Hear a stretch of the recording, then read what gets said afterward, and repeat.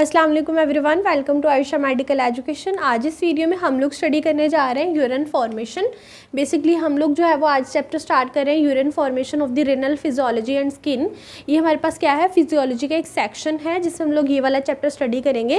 Previous videos में हम लोगों ने डिटेल जो है वो किडनी को स्टडी कर लिया और नेफ्रॉन की कंप्लीट फिजियोलॉजी देखी है, मीन्स सभी पार्ट्स को हम लोगों ने डिटेल स्टडी किया है। सो उसके बाद हम लोग देखेंगे यूरिन फॉर्मेशन, क्योंकि हम लोगों ने सारा स्ट्रक्चर भी देख लिया है, सारी फंक्शनल एनाटॉमी स्टडी की है। सो इससे ये होगा कि अब हमें सारी चीज़ें जो है वो इजीली अंडरस्टूड हो जाएंगी। ठीक है, सो सबसे पहले हम देख लेते हैं यूरिन फॉर्मेशन में क्या है। इंट्रोडक्शन है, ठीक है। यूरिन फॉर्मेशन में क्या है, urine formation is a blood cleansing function. Mean urine formation simply क्या है, यूरिन तो इसमें बनता है, नेम से शो कर रहा है कि क्या है, इसमें यूरिन बन रहा है, बट ये क्या है, हमारे ब्लड का एक क्लींजिंग फंक्शन है। ठीक है, urine formation is the blood cleansing function in which 1300 ml of blood enter in the kidneys which is the 26% of the cardiac output.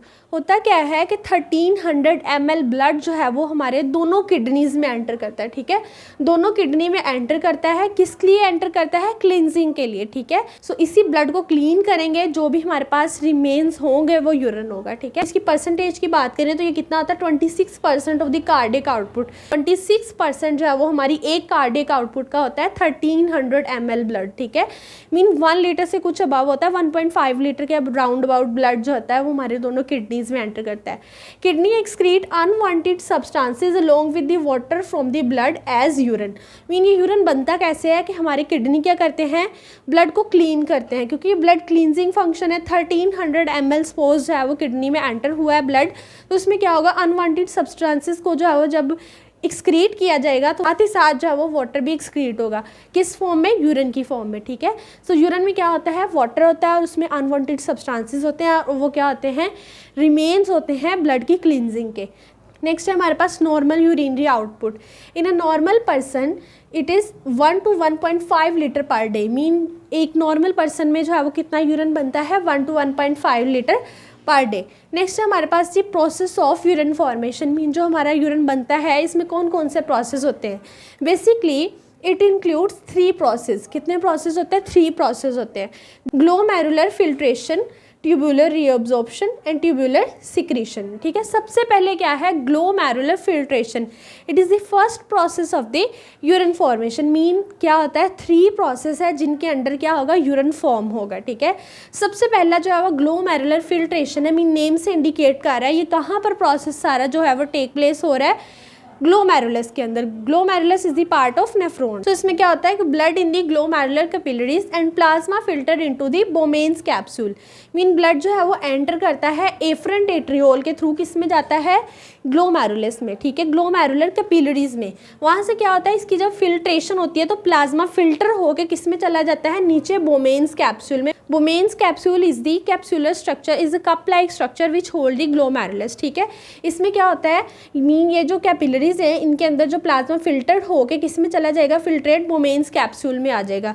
ये क्या है हमारे पास, ग्लोमेरुलर फिल्ट्रेशन सिंपली। नेक्स्ट है हमारे पास ट्यूबुलर रीअब्जॉर्प्शन। नेम से इंडिकेट कर रहा है, इसमें क्या होगा, ये जो फिल्ट्रेट अब यहाँ से बोमेन कैप्सूल से किस में जाएगा, आगे आगे ट्यूब्यूल्स में जाता जाएगा। ठीक है, सो इसमें क्या होगा कि जो भी वांटेड सब्सटेंसेस है ना इस फिल्ट्रेट के अंदर, उनको रीअब्जॉर्ब कर लिया जाएगा। ठीक है, मीन अब ये फिल्टर जैसे जैसे मूव कर रहा है, ये ल्यूमेन जो है इस ल्यूमेन में पास कर रहा है, तो यहाँ पे कुछ तो कुछ इसके अंदर वांटेड सब्सटेंसेस होंगे, मीन नेसेसरी होंगे। सो उनको दोबारा से क्या किया जाएगा, रीअब्जॉर्ब कर लिया जाएगा। Wanted substances are reabsorb from the tubules like glucose, amino acid, water and electrolytes. ठीक है, मीन यहाँ से क्या हुआ, ब्लड आया कैपिलरी में, वहाँ से फिल्टर हुआ। ठीक है, कैपिलरी से फिल्टर होकर किस में फिल्ट्रेट आ गया, बोमेन कैप्सूल में। बोमेन्स कैप्सूल में कहाँ चला गया, ल्यूमेन में। ठीक है, ल्यूमेन में अब क्या होगा, इस प्रोसेस में ट्यूबुलर रीअब्जॉर्प्शन में ये जो वांटेड सब्सटेंसेस है इस फिल्ट्रेट में से एब्जॉर्ब कर लिए जाएंगे। ठीक है, नेक्स्ट आ जाता है third process which is the tubular secretion और द एक्सक्रीशन। इसमें क्या होता है, अब जो चीज़ें हमें वांटेड थी वो तो हमने एब्जॉर्ब कर ली, अब कुछ चीज़ें होंगी अनवांटेड जो हमें नहीं चाहिए, उनको क्या करेंगे, दोबारा से इस ल्यूमेन में सिक्रीट कर देंगे।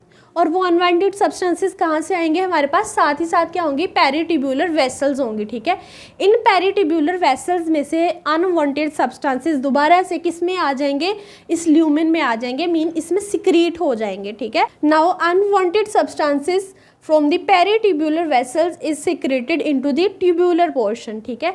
अब क्या है, कुछ अनवांटेड सब्सटेंसेस होंगे पेरिट्यूबुलर वेसल्स में, दोबारा से उनको क्या किया जाएगा, इसमें सिक्रेट हो जाएंगे, ठीक है।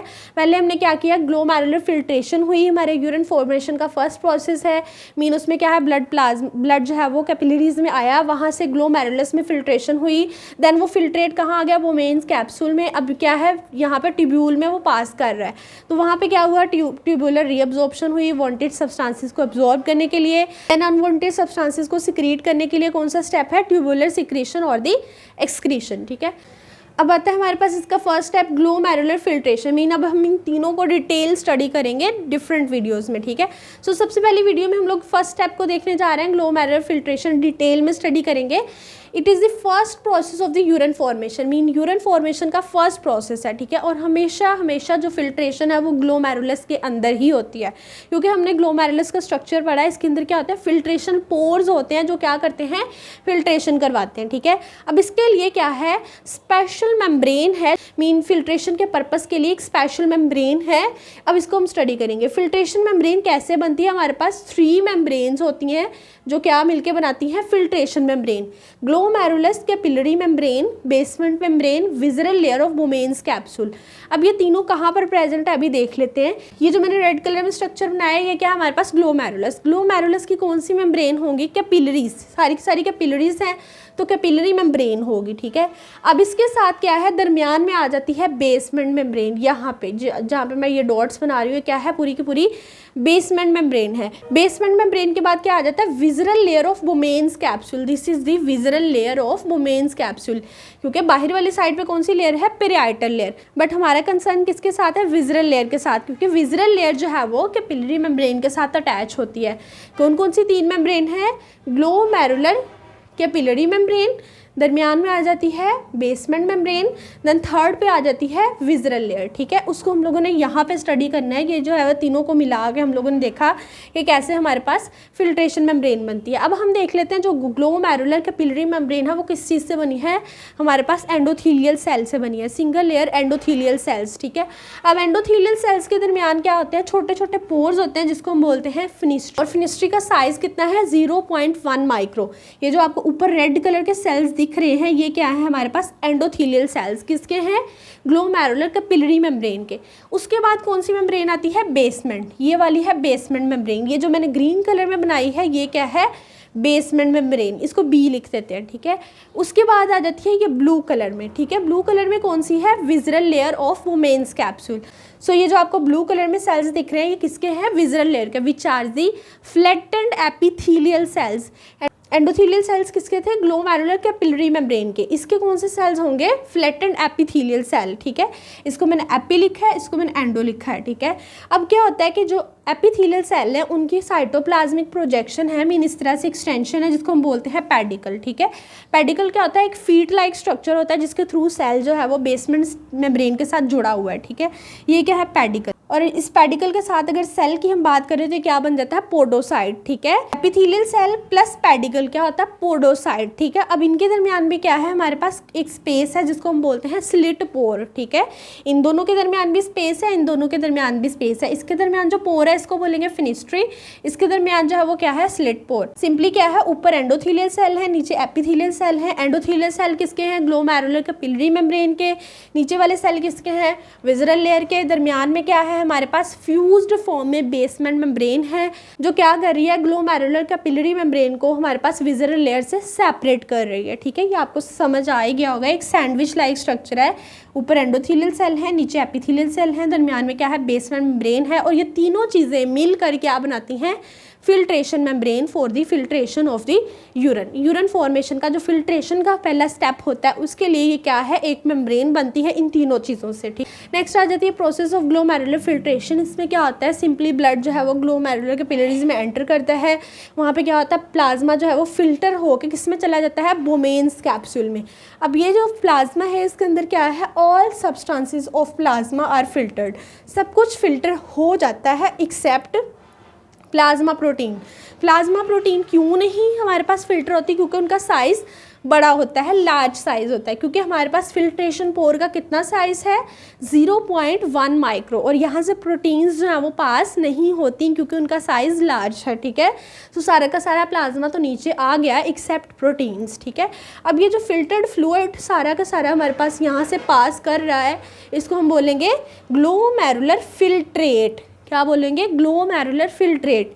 नेक्स्ट आ जाती है अल्ट्रा फिल्ट्रेशन।